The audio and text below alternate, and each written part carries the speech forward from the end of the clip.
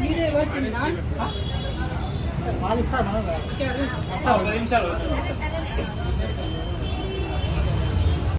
భక్తులందరికీ వినాయక చవితి శుభాకాంక్షలు.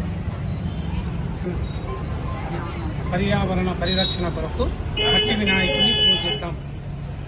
పన్విక్ mobile Tirupal hotel వారి మాట్లాడండి.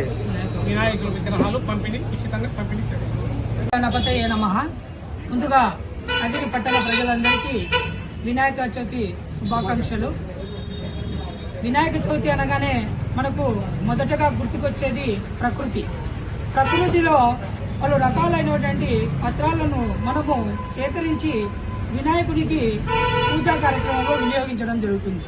అందుకనే ప్రకృతిని పరిరక్షించుకునే భాగంగా ఈరోజు మన తన్విక్ మరియు తిరుపతి హోటల్ వారి ఆధ్వర్యంలో మట్టి వినాయకుల పంపిణీ కార్యక్రమం చేపట్టడం జరుగుతుంది.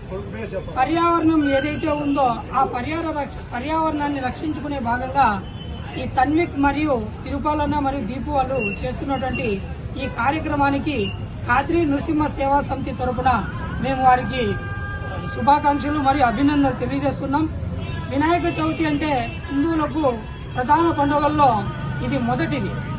ఇందులో భాగంగానే ఈ పండుగని కదిరి పట్టణ ప్రజలంతా ఎటువంటి తారతమ్యం లేకుండా రాగద్వేషాలకు పోకుండా పర్యావరణాన్ని పరిరక్షించే భాగంగా మట్టి వినాయకులు పూజిస్తే అది చాలా ఉపయోగకరంగా ఉంటుంది. ఇది మట్టి వినాయకుల్ని పూజించడం వల్ల పలు రకాలైనటువంటి ఎన్నో ఉపయోగాలు ఉన్నాయి. మట్టిని మనం చెరువుల నుంచి కుంటల నుంచి సేకరించి ఆ మట్టిని మరి చెరువుల్లో మనము నిమజ్జనం చేసే కారణంగా అందులో ఉన్నటువంటి చేపలు కావచ్చు, ఏవైతే జలచరాలు ఉన్నాయో వాటిని కూడా పరిరక్షించుకున్న వాళ్ళమైతాం.